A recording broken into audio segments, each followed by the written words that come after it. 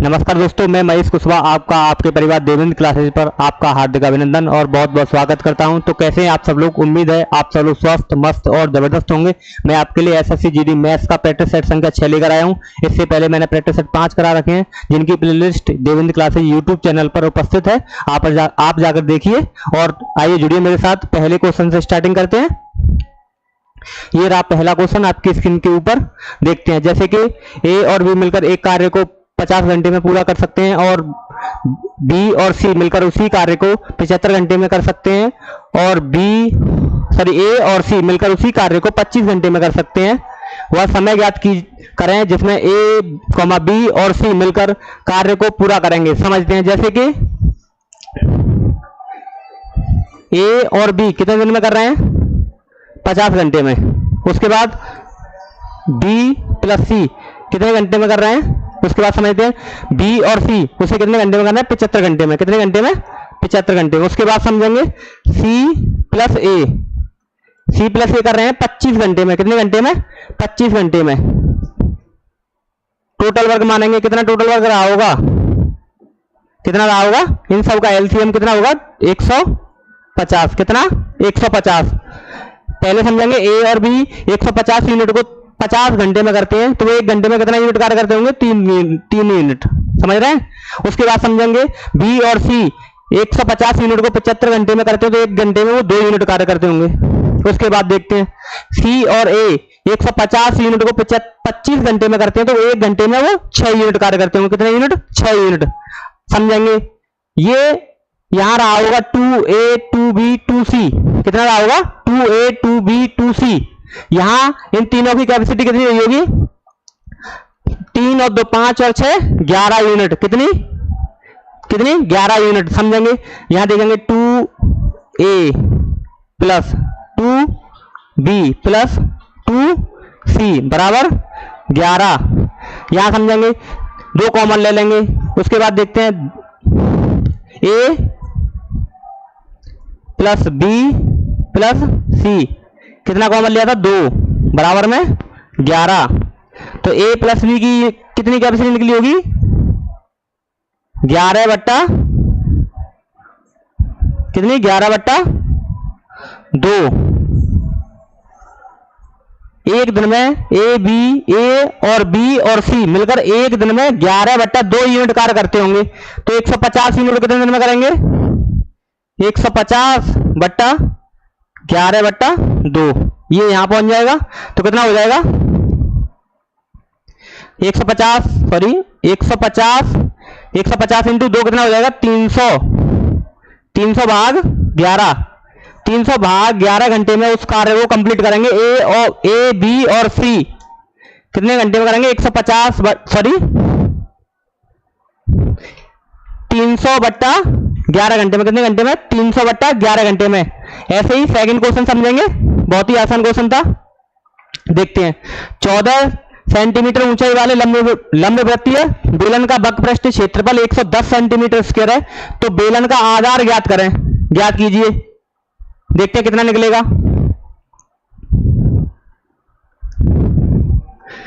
पहले आपको इसका वक्रपृष्ठ क्षेत्रफल का फॉर्मूला याद होना चाहिए। फॉर्मूला रहता है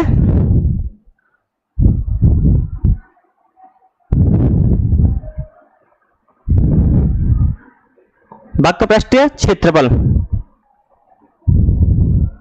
फॉर्मूला क्या रहता है?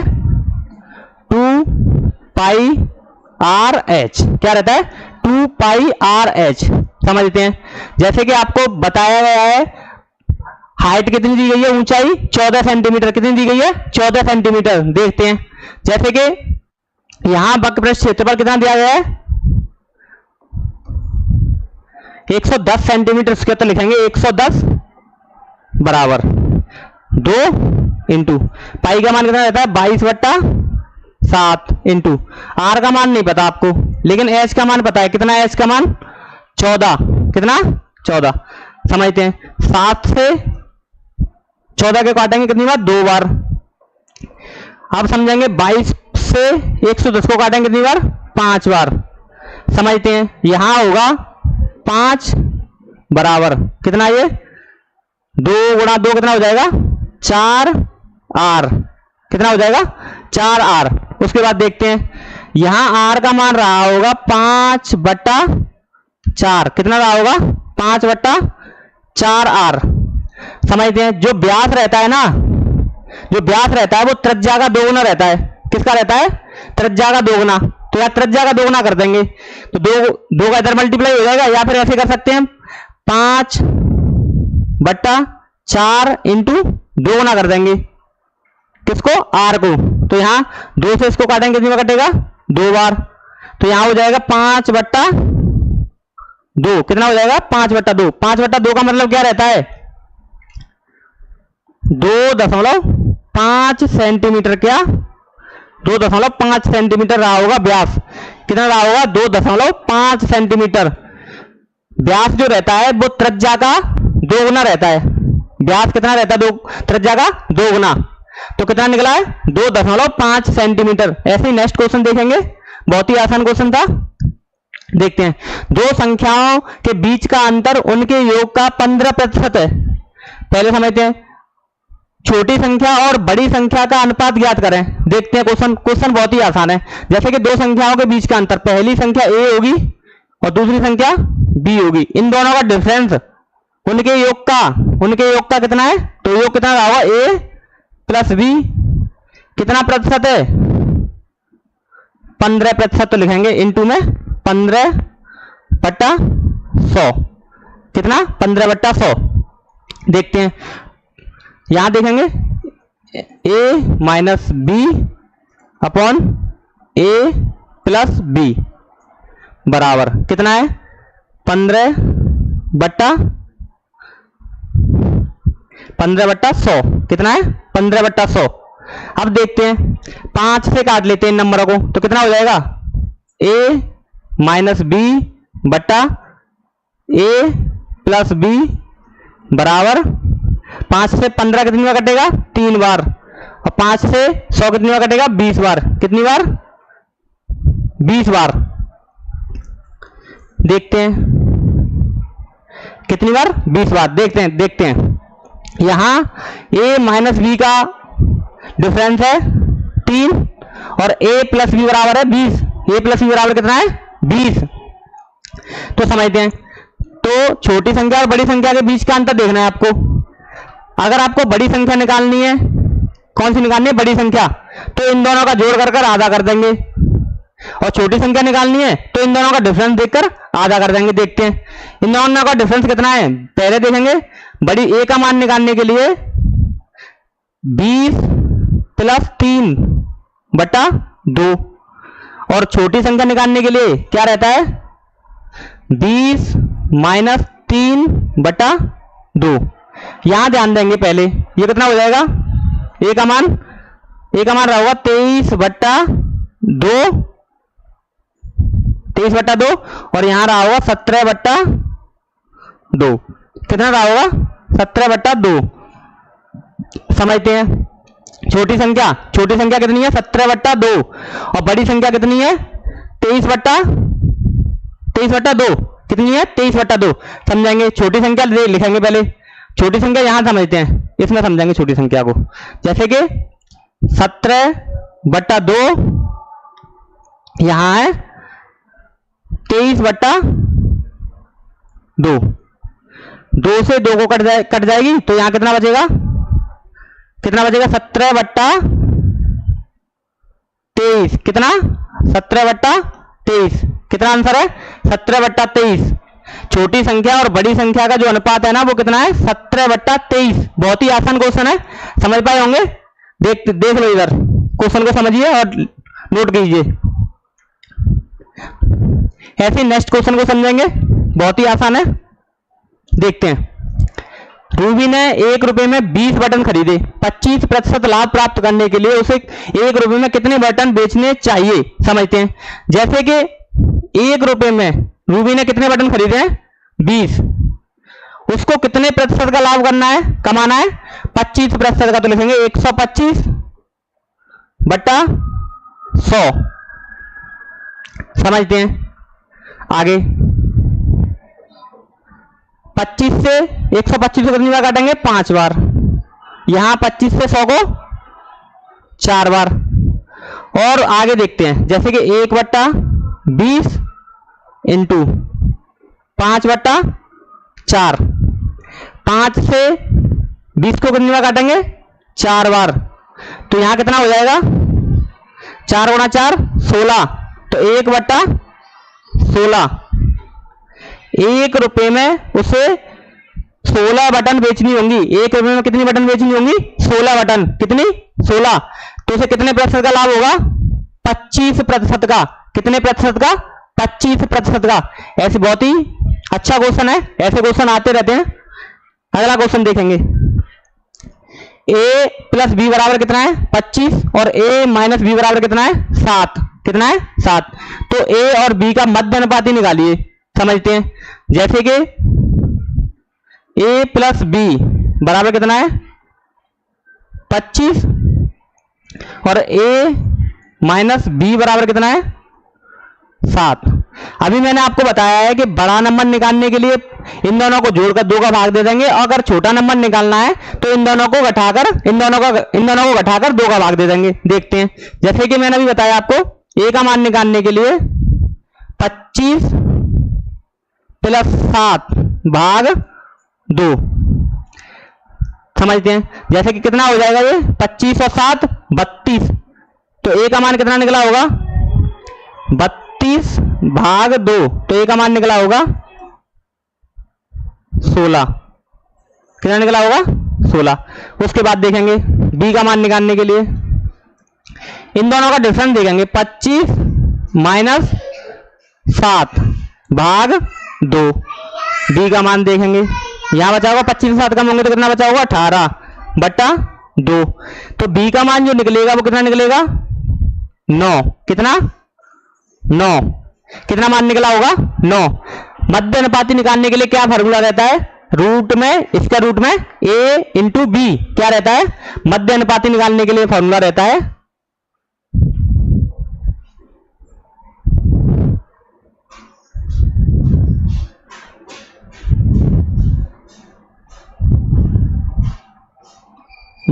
मध्य अनुपाती निकालने के लिए वो फॉर्मूला रहता है, वो रहता है रूट में a इंटू बी। क्या रहता है? a into B.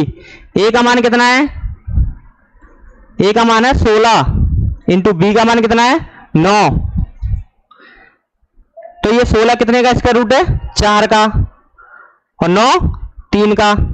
तो जो मध्य अनुपाती निकला होगा 4 गुणा 3 कितना हो जाएगा? 12। तो मध्य अनुपाती कितना निकला इन दोनों संख्याओं का? 12, जो कि ऑप्शन नंबर सी पर है। किस पर है? सी पर है। बहुत ही अच्छा क्वेश्चन है। ऐसे ही नेक्स्ट क्वेश्चन देखेंगे।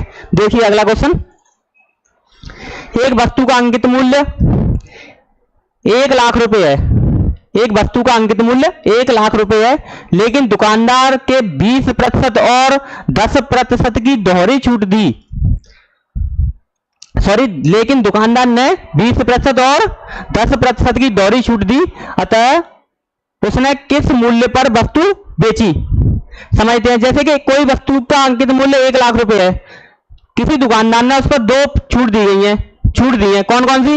एक पहली 20% की और दूसरी 10% की छूट है। देखिए, कोई वस्तु 1 लाख रुपए की है। कितने रुपए की है? 1 लाख रुपए की। पहली जो छूट है वो कितनी है? 20%। तो 20% की छूट मिल जाएगी। 100 पर 20% की छूट होगी तो 80 में बेची गई होगी वस्तु। उसके बाद कितने की दी है? 10% की। तो 10 की, तो इसका मतलब ये 90 में बेची गई होगी 100 की वस्तु। कितने में? 90 में। समझते हैं, जैसे कि इन 00 से ये 00, इन 2 से ये 2, कितना हो जाएगा? 9 8 72। कितना? 9 गुणा 8 72। उसके बाद जितनी जीरो बच रही हैं उतनी जीरो लिख देंगे। एक ये बच रही, एक ये, कितनी बच रही है? 3, तो 3 लिख देंगे। वो वस्तु 20% और 10% की छूट के बाद कितने रुपए में बेची जाएगी? 72,000 रुपए में। कितने हजार रुपए में? 72,000 रुपए में। बहुत ही अच्छा क्वेश्चन है। ऐसे ही अगला क्वेश्चन देखेंगे। एक वस्तु पर अंकित मूल्य 2,000 रुपए था, लेकिन दुकानदार ने 20% की छूट दी। उसने अतः वस्तु को कितने रुपए में बेचा? सेम पहले जैसा ही क्वेश्चन है, लिख देंगे 2,000 इंटू कितने प्रतिशत की छूट दी गई है? 20% की। कितने प्रतिशत की छूट दी गई है?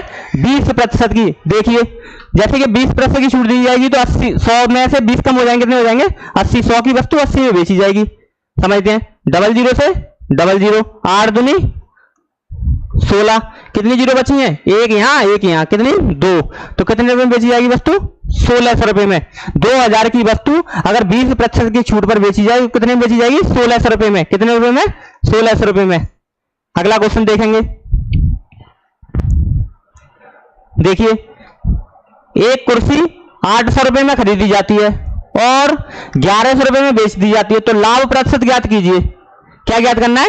लाभ प्रतिशत। देखते हैं। जैसे कि 800 रुपए में खरीदी, कितने रुपए में खरीदी? सीपी क्या है? 800 रुपए। और सेलिंग प्राइस क्या है? एसपी कितना है? 1100 रुपए। तो कितने रुपए कमाए? कितने रुपए कमाए? 300 रुपए। कितने रुपए कमाए? 300। कितने पर कमाए? सीपी कितना है? 800। लाभ और हानि की गणना हमेशा क्रय मूल्य पर करनी होती है, कॉस्ट प्राइस पर, इंटू 100। 00 से 00, यहां हो जाएगा 300/8। कितना? 300/8। अगर 300 को 4 से काटा जाएगा तो कितनी बार कटेगा? 75 बार। कितनी बार? 75। और यहां 8 को 4 से काटेंगे कितनी बार? 2 बार। 75 का आधा कितना रहता है? 37, 37.5। 37.5% का लाभ होगा। कितने प्रतिशत का लाभ होगा? 37.5% का, जो कि ऑप्शन नंबर ए पर है। कितने प्रतिशत का लाभ होगा? 37.5% का। अगर वस्तु 800 रुपए की वस्तु 1100 रुपए में बेची जाएगी तो इसे कितने प्रतिशत का लाभ होगा? 37.5% का। कितने प्रतिशत का? 37.5% का। अगला क्वेश्चन देखेंगे। एक व्यक्ति कार से 600 किलोमीटर की दूरी 50 किलोमीटर प्रति घंटे की औसत चाल से तय करता है और 100 किलोमीटर की दूरी 100 किलोमीटर प्रति घंटे की चाल से तय करता है और अंत में 50 किलोमीटर की दूरी 25 किलोमीटर प्रति घंटे की चाल से करके अपने गंतव्य तक पहुंचता है। पूरी यात्रा के दौरान उसकी औसत चाल ज्ञात कीजिए। औसत चाल निकालने के लिए आपको बताइए फॉर्मूला, कुल दूरी बटा कुल समय। पहले तो आपको कुल दूरी निकालनी होगी। देखो पहले ये 600 किलोमीटर चल रहा है, उसके बाद ये 100 किलोमीटर, तो यहां हो जाएगा 600 और 100 कितनी हो जाएगी? 700। 700 और 50, 750। 750 किलोमीटर की उसने टोटल डिस्टेंस चली होगी, लेकिन टाइम नहीं पता है आपको, तो पहले टाइम निकालेंगे। टाइम देखेंगे। पहले टाइम निकालने के लिए आपको पता है 600 किलोमीटर में भाग देंगे कितने की रफ्तार से चल रहा है? 50 की से। उसके बाद 100 किलोमीटर कितने की से चल रहा है? कितने चल रहा है? 100 से प्लस में। उसके बाद कितना चल रहा है? 50 किलोमीटर कितने से चल रहा है? कितने से? 25 से। देखेंगे 600 को 50 से काटेंगे कितनी बार कटेगा? कितनी बार कटेगा? 50 से 12 बार। कितनी बार? 12 बार। उसके बाद इससे 100 से 100 को एक बार। यहां 50 से 50 को 25 से कितनी बार काटेंगे? 2 बार। 50 को 25 से काटेंगे तो कितनी बार कटेगा? 2 बार। 600 किलोमीटर की डिस्टेंस को 50 किलोमीटर प्रति घंटे की चाल से कितने घंटे में तय करेगा? 12 घंटे में। उसके बाद 100 किलोमीटर को 100 की रफ्तार से कितने घंटे में तय करेगा? 1 घंटे में। उसके बाद 50 किलोमीटर को 25 किलोमीटर प्रति घंटे की रफ्तार से कितने घंटे में तय करेगा? 2 घंटे में। कितने घंटे में? 2 घंटे में। तो उसने टोटल टाइम कितना लिया? 12 और 1 13 और 2 15। कितना टोटल टाइम लिया उसने? 15 घंटे का। टाइम कितना लिया? 15 घंटे का। कितने घंटे का? 15 घंटे का।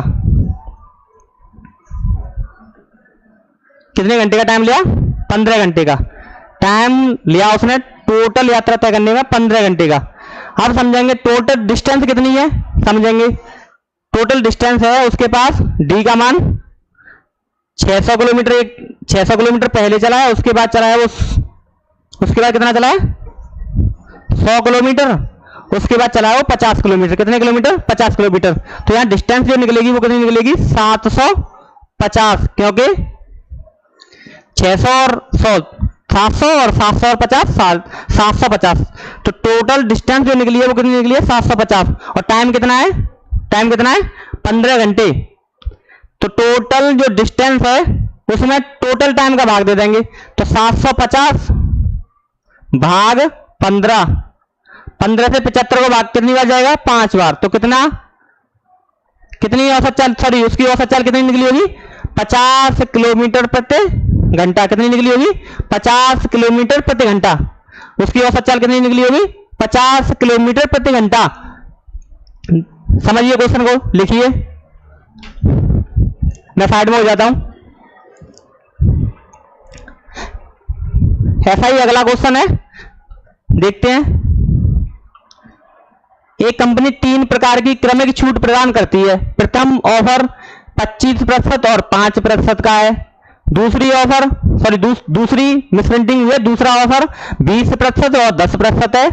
और तीसरा ऑफर 15% और 15% है।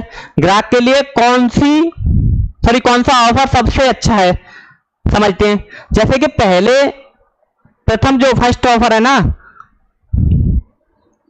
समझते हैं। जैसे कि फर्स्ट, सेकंड, उसके बाद थर्ड, उसके बाद जो थर्ड है ना, पहला ऑफर है 25% और 5%। कितना है? 5%। उसके बाद जो ऑफर है वो है 20% और 10%। उसके बाद है 15% और 15%। देखेंगे। ऐसे क्वेश्चन को निकालने के लिए आपको फॉर्मूला पता है, ये सबसे डिस्काउंट का x plus Y plus X Y upon 100, x plus Y plus X Y upon 100। देखेंगे, इनमें रखते हैं मान को।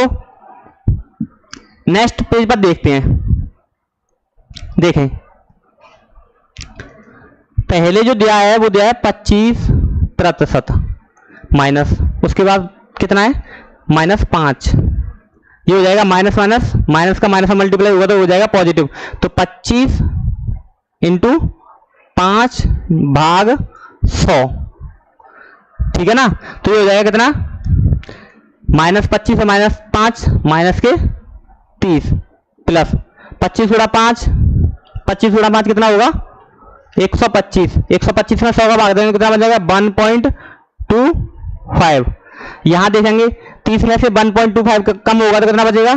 माइनस के 28.75। कितना? 28.75। पहला जो डिस्काउंट है ये है फर्स्ट। कितना है? फर्स्ट, सॉरी ये है फर्स्ट, पहला। अब दूसरा देखेंगे। जैसे कि दूसरा है माइनस के 20, उसके बाद है माइनस के 10 प्लस इन दोनों का माइनस माइनस का मल्टीप्लाई होगा तो कितना हो जाएगा? Positive number. कितना हो जाएगा? 200/100। यहां हो जाएगा माइनस के 30,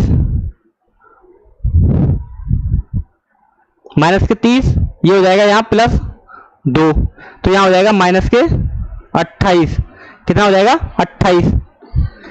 ये 28% की छूट मिलेगी आपको माइनस में। ये है सेकंड। कितना है? सेकंड। अब देखेंगे थर्ड को समझते हैं।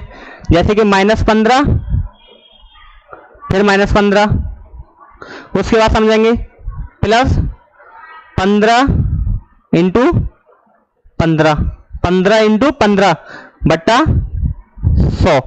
यहां हो जाएगा ये माइनस के 30 और ये हो जाएगा प्लस के 15 इंटू 15 225, तो ये हो जाएगा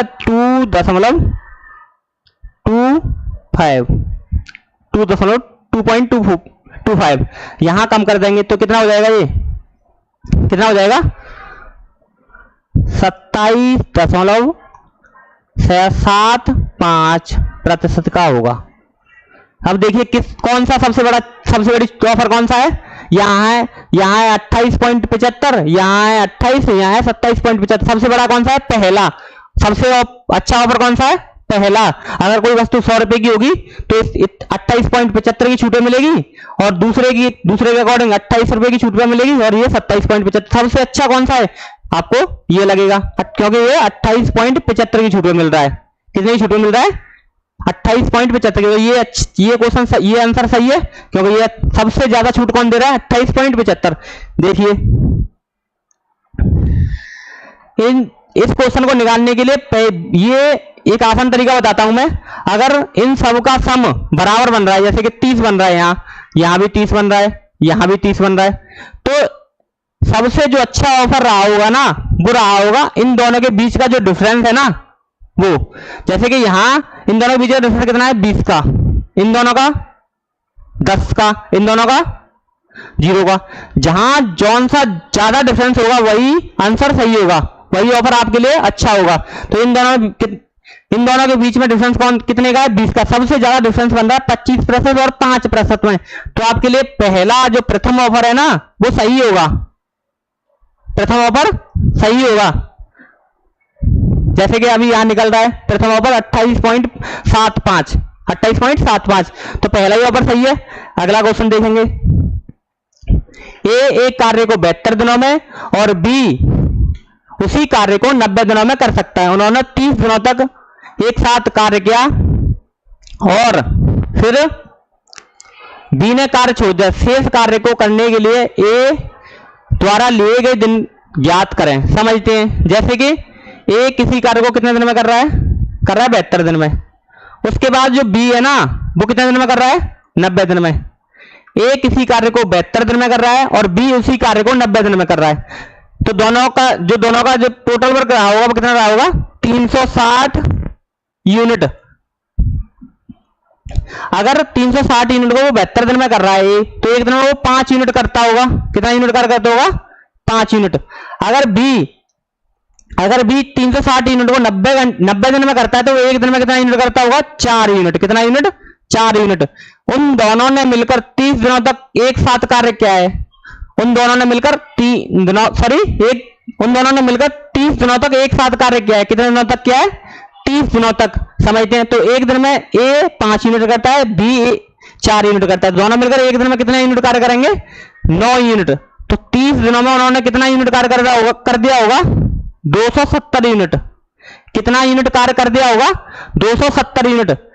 360 यूनिट में से 270 यूनिट कम होंगे तो कितना बचेगा? 90 यूनिट। कितना यूनिट?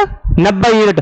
अब शेष कार्य को करने के लिए ए द्वारा लिया गया समय, बी ने कार्य छोड़ दिया तो अब कौन बचा? ए एक दिन में कितना यूनिट कार्य करता है? 5 यूनिट। कितना यूनिट? 5 यूनिट। तो 90 यूनिट को वो कितने दिन में कर देगा? एक दिन में 5 यूनिट कार्य करता है तो 90 यूनिट को कर देगा वो 18 दिन में। कितने दिन में? 18 दिन में। शेष कार्य को ए 18 दिन में कंप्लीट करेगा। अगला क्वेश्चन देखेंगे। 8, 16, 20 और 32 से विभाज्य सबसे छोटी संख्या याद करें। समझते हैं। जैसे कि 8, उसके बाद 16 और उसके बाद 20, उसके बाद 32। समझते हैं। जैसे कि मैं आपको बताता हूं, पहले एलसीएम निकालने के लिए सबसे बड़ा नंबर कौन है? 32। तो 32 लिखेंगे। इसके फैक्टर क्या है? 4 × 5। इसके फैक्टर क्या है? 8 × 2। इसके क्या है? 8 × 1। अब समझेंगे। पहले समझेंगे इसका इसमें भाग जा रहा है या नहीं जा रहा। 8 का 32 में भाग जा रहा है, कंप्लीट भाग जा रहा है। 32 में 16 का भाग जा रहा है, 20 का नहीं जा रहा, लेकिन 4 का जा रहा है। कितने का जा रहा है? 4 का।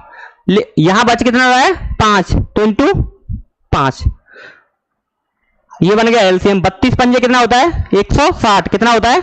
160। तो जो 160 आंसर है। 8, 16, 20 और 32 से विभाज्य होने वाली सबसे छोटी संख्या कितनी है? 160। कितनी है? 160। ये रहा एलसीएम। अगला क्वेश्चन देखेंगे। ठीक, ये अगला क्वेश्चन मेंसुरेशन का। 14 सेंटीमीटर त्रिज्या वाले एक गोले का वक्रपृष्ठ क्षेत्रफल ज्ञात करें। वक्रपृष्ठ क्षेत्रफल क्या रहता है गोले का? 4πr²। आर का मान दिया है आपको त्रिज्या का, तो लिखेंगे 4 इंटू पाई का मान कितना है 22/7, कितना है 22/7 इंटू आर का मान कितना दिया गया है 4 पाई आर स्क्वायर। तो यहाँ जो आर का मान दिया है त्रिज्या कितनी दी है 14, तो 14 इंटू 14, यहाँ 7 से 14 को काटेंगे 2 बार, कितना 2 बार, यहाँ समझेंगे ये हो जाएगा 22 इंटू 2 44 और 14 इंटू 4 14 चौका 56, यहाँ हो जाएगा 44 इंटू 56, कितना 44 इंटू 56। देखेंगे पहले तो आपको देखना है जो लास्ट डिजिट है ना 6 चौका 24, तो इन दोनों को जो जैसे कि या तो ये 11 का मल्टीपल हो सकता है, नहीं तो आप इसको सॉल्व कीजिए, जैसे कि 44 इंटू 56, तो सॉल्व करते हैं 6 चौका 24 की 4 हासिल 2, 6 गुणा 4 24 और 5 चौका 20, 24 और 20 44, 44 और 2 46 की 6 हासिल 4, कितनी 4, 5 चौका 20 और 4 24, कितना 24, तो 2464 जो यहाँ आंसर बन रहा है वो सही है। कितना बन रहा है, इन दोनों का जो मल्टीपल बन रहा है वो कितना बन रहा है 2464, कितना बन रहा है 2464।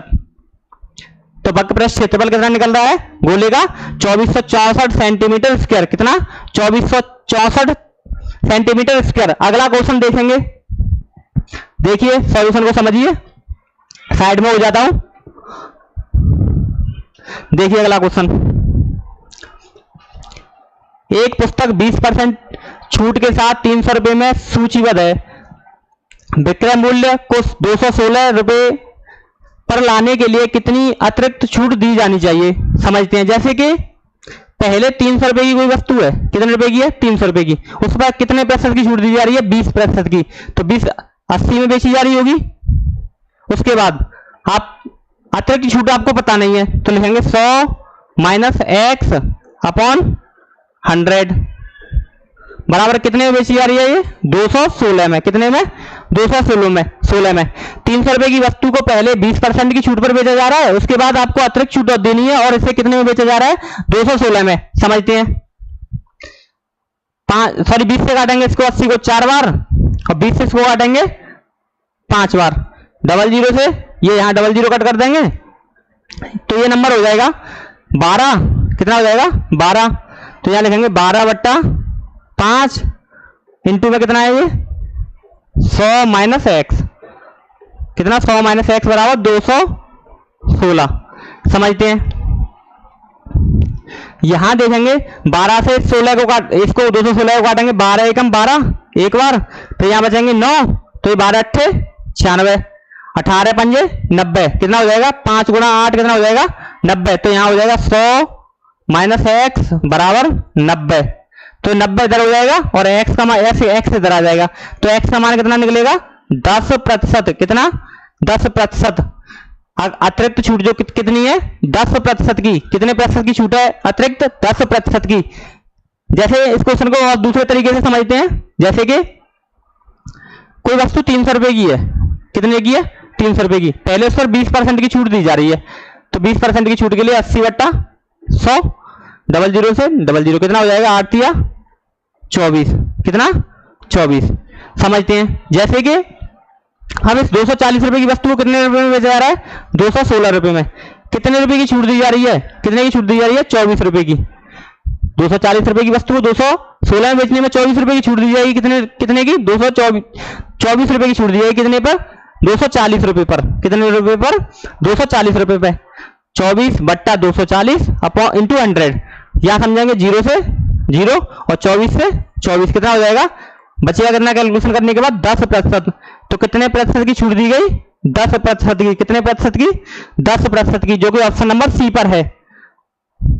अगला क्वेश्चन देखेंगे, 140 मीटर और 160 मीटर लंबी दो ट्रेनें समांतर लाइनों पर एक 40 किलोमीटर प्रति घंटे की चाल से और दूसरी 50 किलोमीटर प्रति घंटे की चाल से एक दूसरे की ओर दौड़ रही हैं। जिस क्षण वे दोनों ट्रेनें आपस में मिलेंगी उसके बाद कितने समय में एक दूसरे को पार करेंगी। तो पहली ट्रेन की लंबाई कितनी है 140 मीटर, उसके बाद दूसरी ट्रेन की 160 मीटर, कितनी, तो टोटल डिस्टेंस कितनी बन जाएगी 0 + 0 0, उसके बाद 6 और 4 10 की 0 हासिल 1 2 और 1 2 और 1 3 300 मीटर टोटल डिस्टेंस बनी, दोनों ट्रेनों की लंबाई कितनी है, टोटल 300 मीटर, कितनी है 300 मीटर। उसके बाद समझेंगे पहली ट्रेन की जो चाल है वो 40 किलोमीटर प्रति घंटा और दूसरी की कितनी है 50 किलोमीटर प्रति घंटा, ये मीटर में लंबाई।